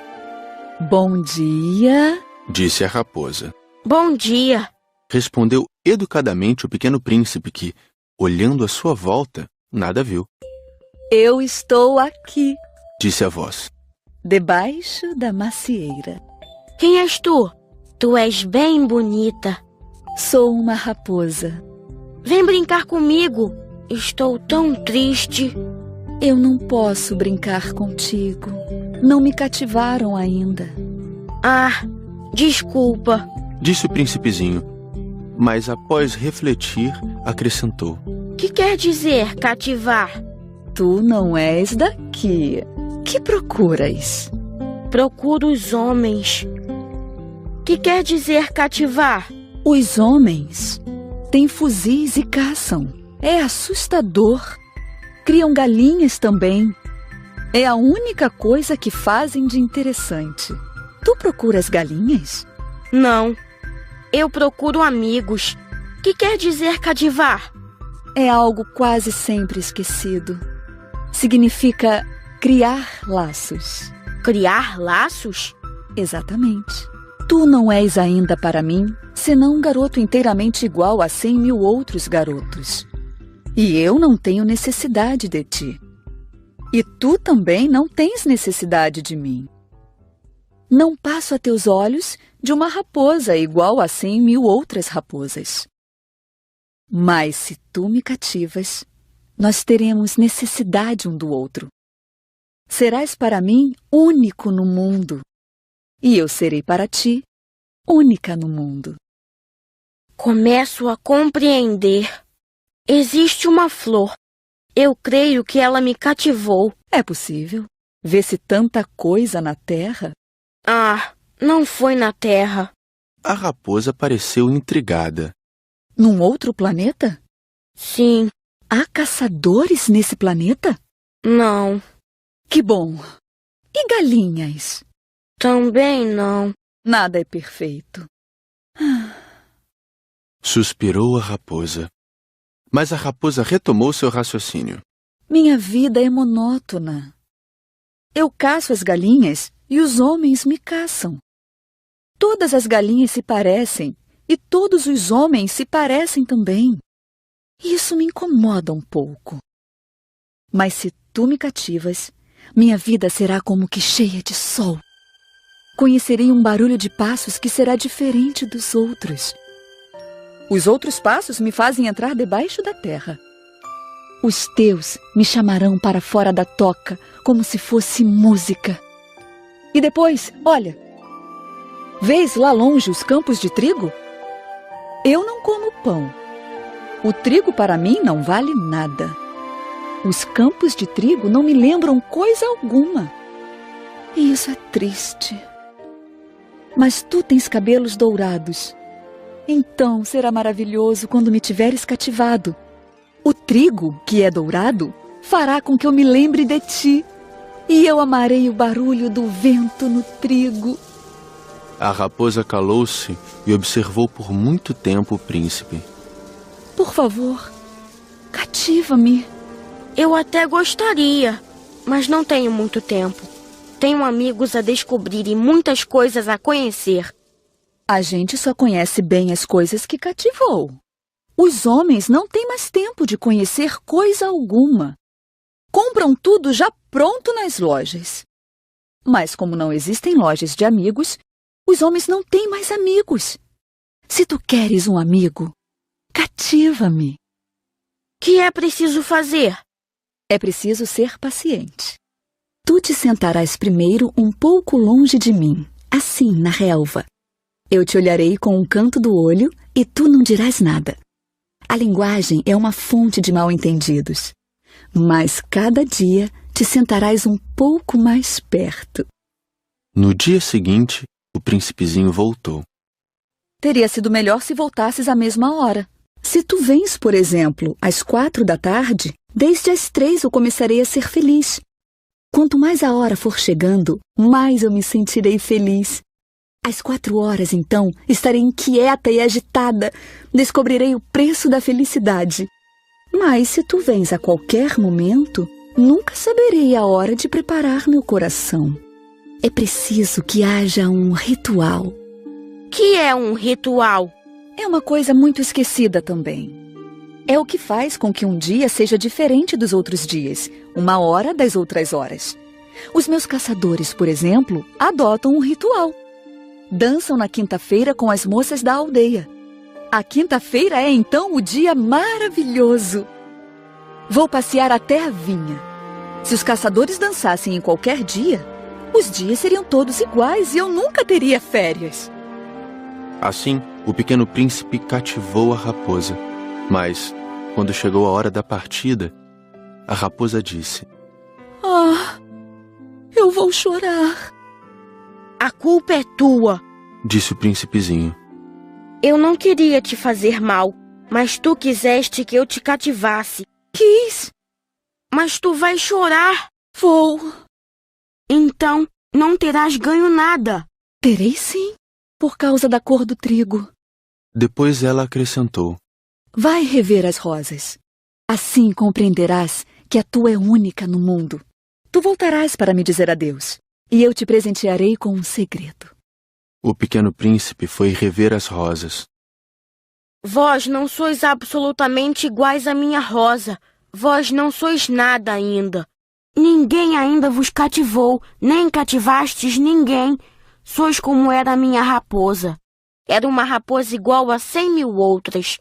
Mas eu a tornei minha amiga. Agora ela é única no mundo. E as rosas ficaram desapontadas. Sois belas, mas vazias. Não se pode morrer por vós. Um passante qualquer, sem dúvida, pensaria que a minha rosa se parece convosco.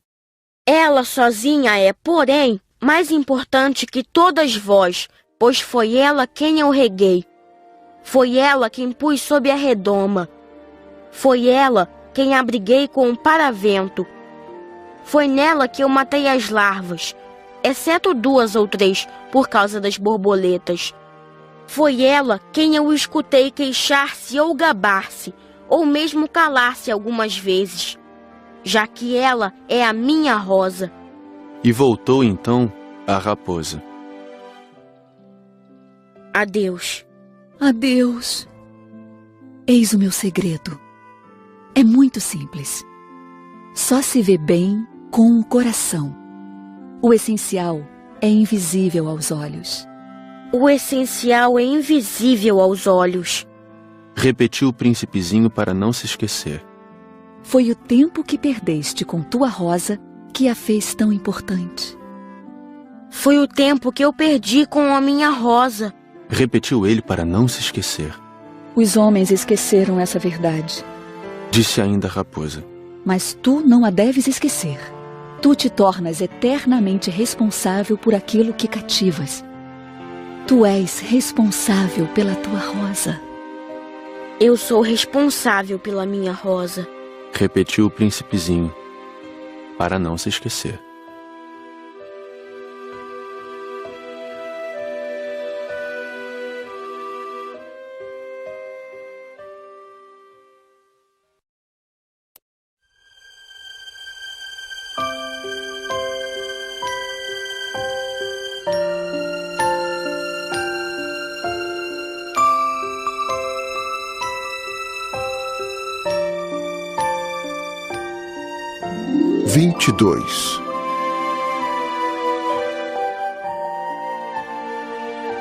Bom dia, disse o pequeno príncipe. Bom dia, respondeu o manobreiro.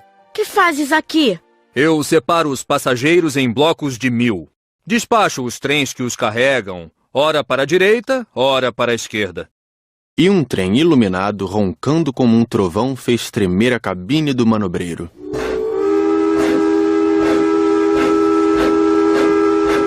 Eles estão com muita pressa. O que é que estão procurando?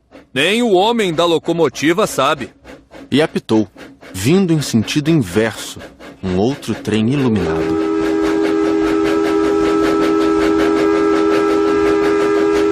Já estão de volta? Não são os mesmos. É uma troca. Não estavam contentes onde estavam? Nunca estamos contentes onde estamos. E o apito de um terceiro trem iluminado soou. Estão correndo atrás dos primeiros viajantes? Não correm atrás de nada. Estão dormindo lá dentro ou bocejando. Apenas as crianças apertam seus narizes contra as vidraças. Só as crianças sabem o que procuram. Perdem tempo com uma boneca de pano. E a boneca se torna muito importante. E choram quando ela lhes é tomada. Elas são felizes, disse o manobreiro.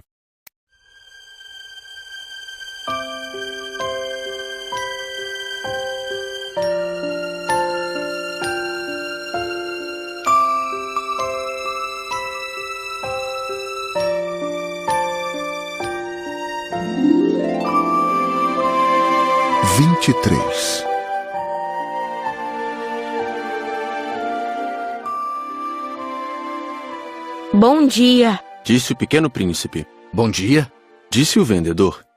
Era um vendedor de pílulas especiais que saciavam a sede. Toma-se uma por semana e não é mais preciso beber. Por que vendes isso? É uma grande economia de tempo. Os peritos calcularam. A gente ganha 53 minutos por semana. E o que se faz com esses 53 minutos? O que a gente quiser. Pensou o Pequeno Príncipe, se tivesse 53 minutos para gastar, iria caminhando calmamente em direção a uma fonte.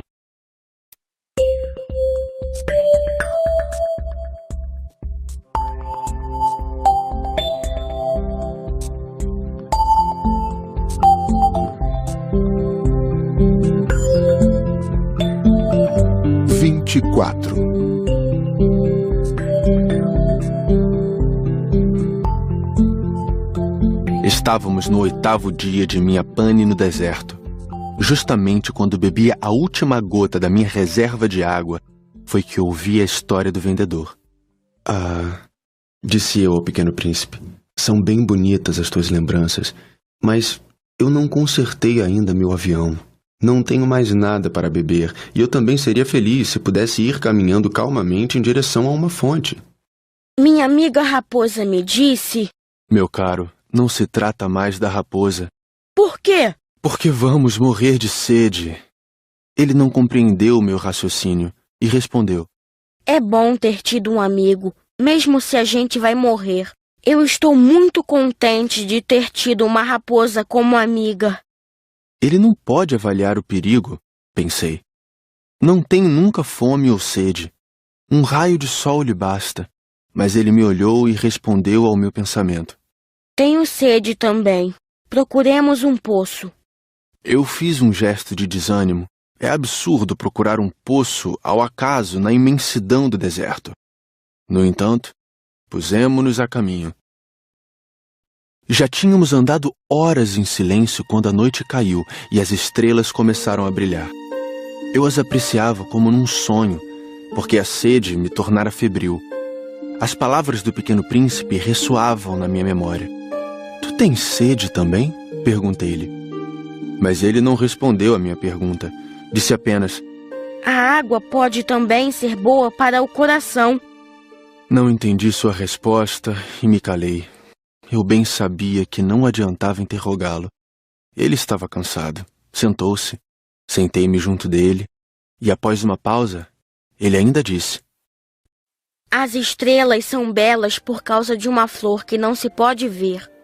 Eu respondi: é verdade. E mantendo-me em silêncio, fixei os olhos nas ondulações da areia iluminada pela lua. O deserto é belo, acrescentou. E era verdade. Eu sempre amei o deserto. A gente se senta numa duna de areia, não vê nada, não escuta nada. De repente, alguma coisa irradia no silêncio. O que torna belo o deserto é que ele esconde um poço em algum lugar. Fiquei surpreso por compreender de repente essa misteriosa irradiação da areia. Quando eu era pequeno, morava numa casa antiga e diziam as lendas que ali fora enterrado um tesouro. Ninguém jamais conseguiu descobri-lo, nem talvez o tenha procurado. Mas isto encantava a todos. Minha casa escondia um tesouro no fundo do seu coração. Sim, respondi-lhe. Quer seja a casa, as estrelas ou o deserto, o que os torna belo é invisível. Estou contente que estejas de acordo com a minha raposa. Como o príncipezinho adormecesse, tomei-o nos braços e prossegui a caminhada. Estava emocionado e tinha a impressão de carregar um frágil tesouro. Parecia-me mesmo não haver na terra nada mais frágil. Observava à luz da lua aquele rosto pálido, seus olhos fechados, suas mechas de cabelo que se agitavam com o vento, e pensava: o que eu vejo não passa de uma casca. O mais importante é invisível. Como seus lábios entreabertos esboçassem um sorriso, pensei ainda: o que tanto me comove nesse príncipe adormecido é sua fidelidade a uma flor. É a imagem de uma rosa que brilha nele como a chama de uma lamparina, mesmo quando ele dorme. E eu então o sentia ainda mais frágil. É preciso proteger a chama com cuidado. um simples sopro pode apagá-la. E continuando a caminhada, eu descobri o poço, ao raiar do dia.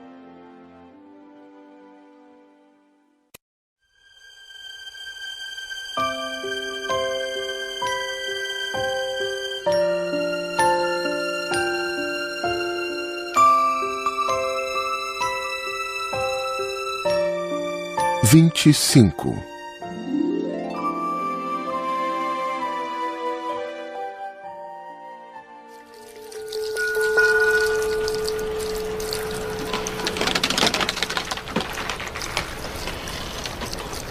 Os homens embarcam nos trens, mas já não sabem mais o que procuram. Então, eles se agitam sem saber para onde ir. E acrescentou: E isso não leva a nada. O poço a que tínhamos chegado não se parecia de forma alguma com os poços do Saara. Os poços do Saara são simples buracos na areia. Aquele parecia um poço de aldeia, mas não havia ali aldeia alguma, e eu pensava estar sonhando. É estranho. Tudo está preparado.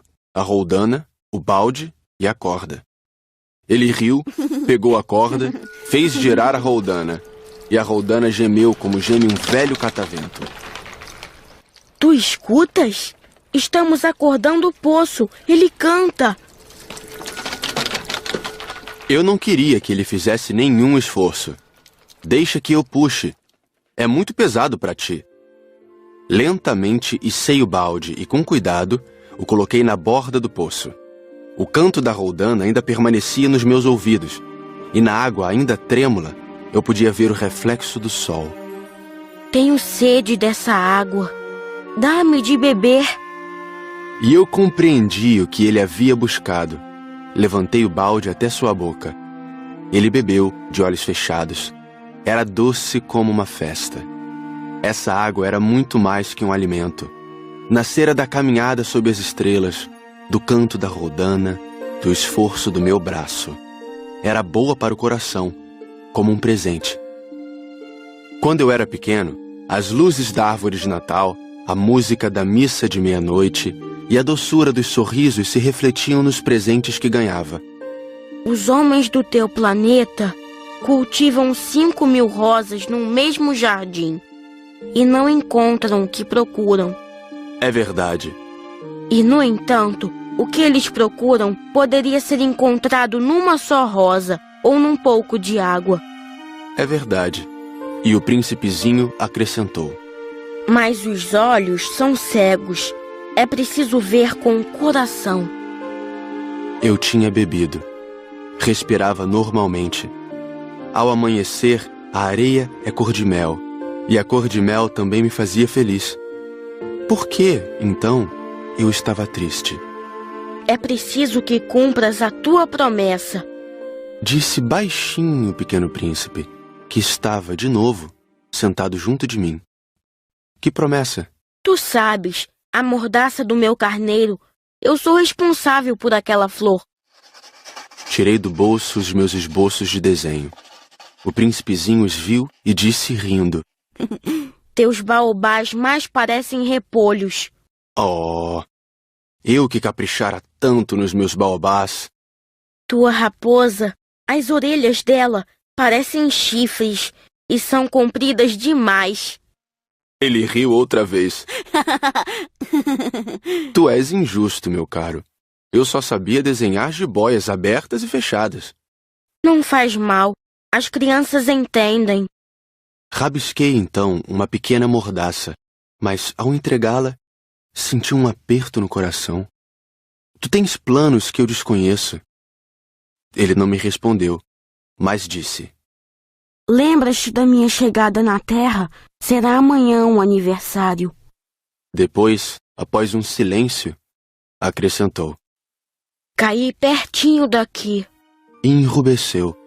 E de novo, sem compreender por quê, eu senti uma estranha tristeza.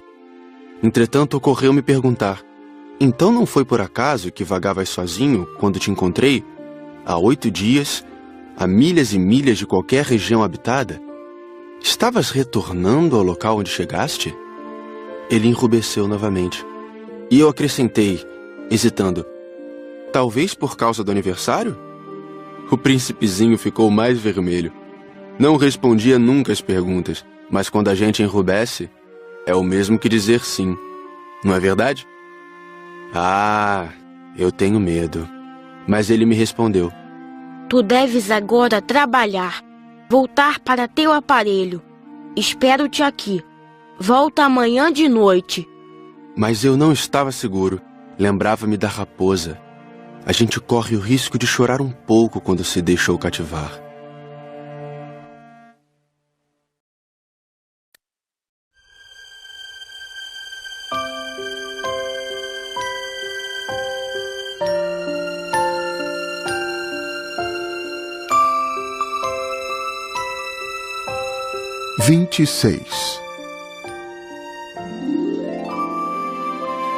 Havia, ao lado do poço, a ruína de um velho muro de pedra.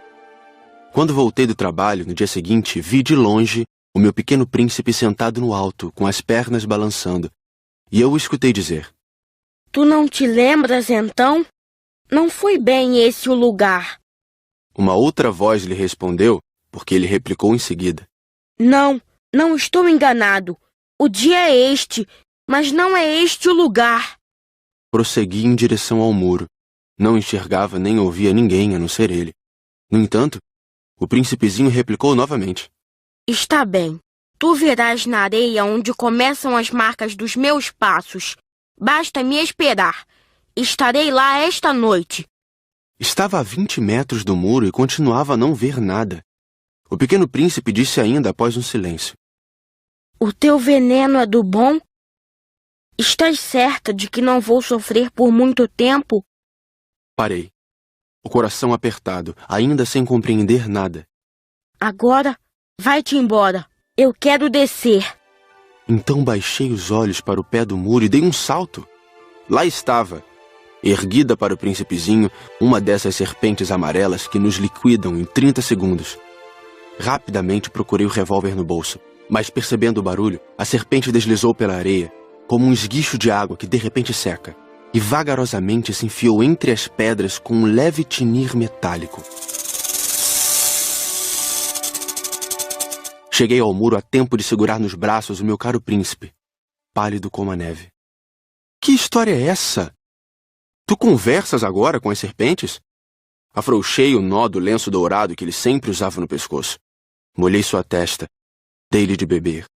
E agora não ousava perguntar-lhe mais nada. Olhou-me seriamente e abraçou o meu pescoço. Senti o seu coração bater de um contra o meu, como de um pássaro morrendo, atingido por um tiro.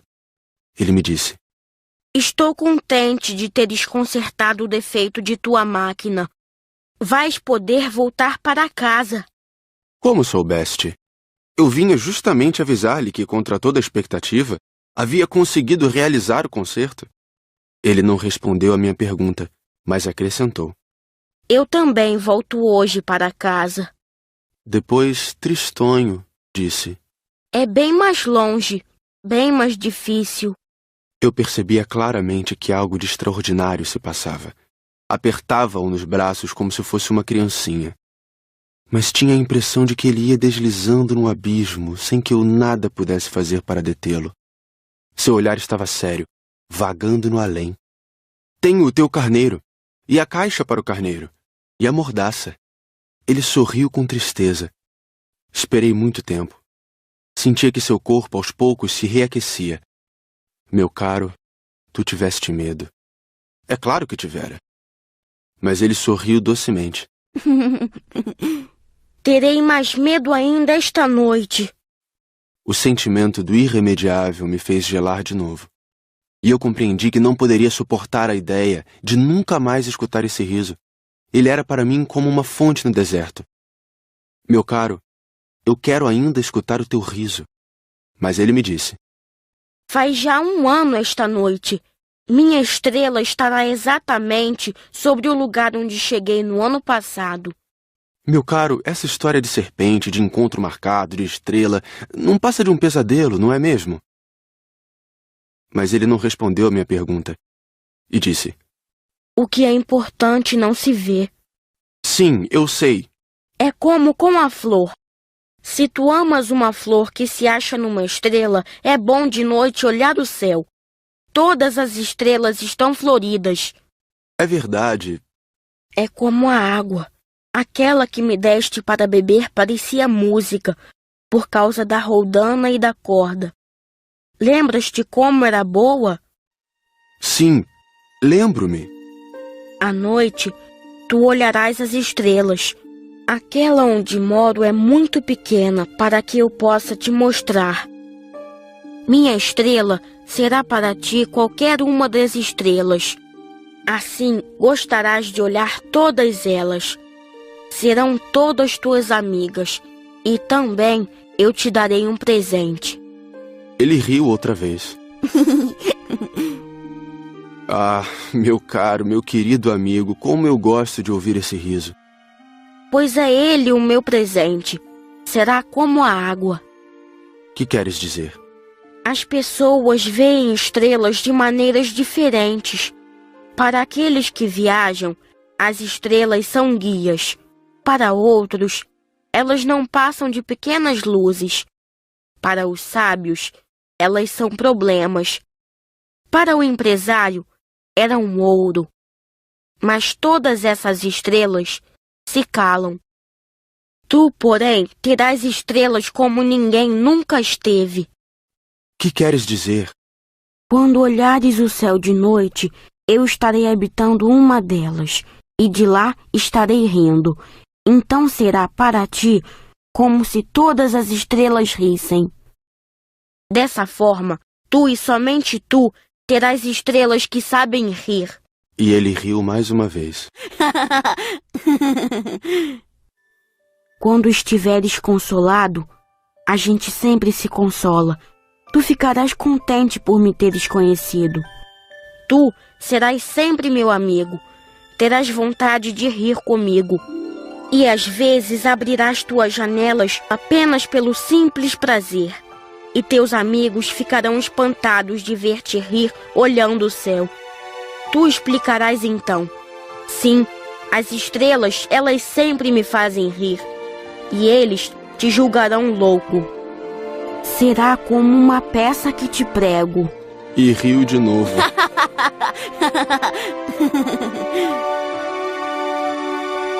Será como se eu te houvesse dado, em vez de estrelas, montes de pequenos guizos que sabem rir. E riu de novo.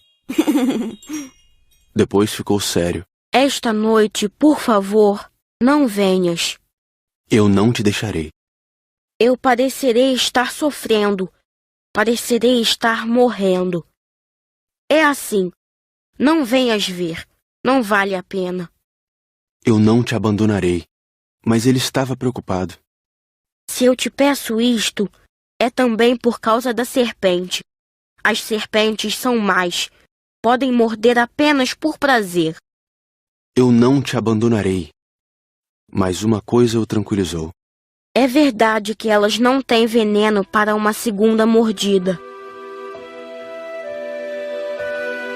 Naquela noite, não o vi partir. Saiu sem fazer barulho. Quando consegui alcançá-lo, ele caminhava decidido num passo rápido. Disse-me apenas: Ah, aí estás. E segurou minha mão. Mas preocupou-se de novo. Fizeste mal. Tu sofrerás. Eu parecerei estar morto, e isso não será verdade. Eu me calara. Tu compreendes. É muito longe. Eu não posso carregar este corpo. É muito pesado. Continuava calado. Mas será como uma velha concha abandonada. Não tem nada de triste numa velha concha. Fiquei mudo. Perdeu um pouco da coragem, mas fez ainda um esforço. Será lindo, sabes? Eu também olharei as estrelas. Todas as estrelas serão como poços com uma roldana enferrujada. Todas as estrelas me darão de beber. Eu continuava mudo. Será tão divertido. Tu terás 500 milhões de guizos. Eu terei 500 milhões de fontes. E ele também se calou. porque estava chorando. É aqui. Deixa-me ficar só. E sentou-se, porque tinha medo. Disse ainda: Tu sabes, minha flor, eu sou responsável por ela. Ela é tão frágil, tão ingênua, e tem apenas 4 pequenos espinhos para defendê-la do mundo. Eu me sentei também, pois não conseguia mais ficar de pé. Ele disse: Pronto, é isso. Hesitou ainda um pouco, depois levantou-se. Deu um passo. Eu não podia mover-me. Houve apenas um clarão amarelo perto da sua perna. Permaneceu por um instante imóvel. Não gritou. Tombou devagarinho, como tomba uma árvore. Nem fez sequer barulho, por causa da areia.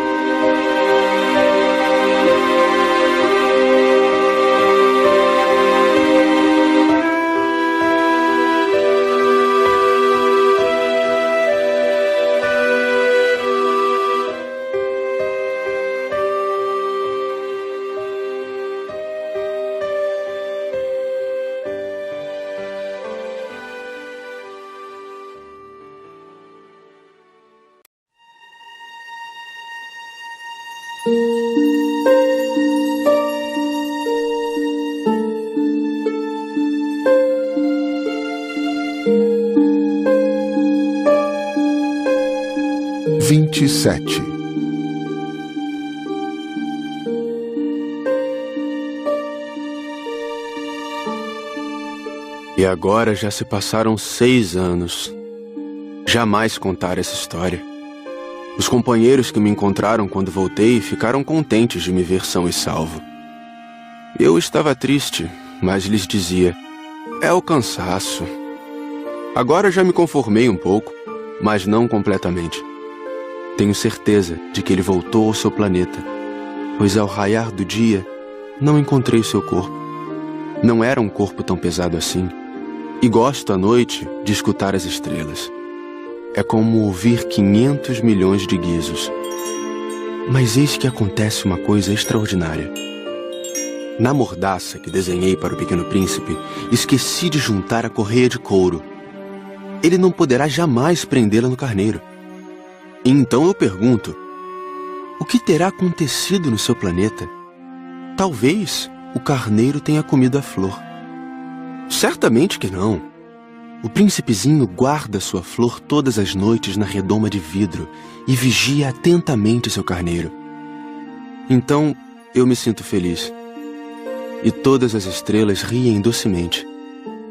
Ou penso: às vezes a gente se distrai e isto basta.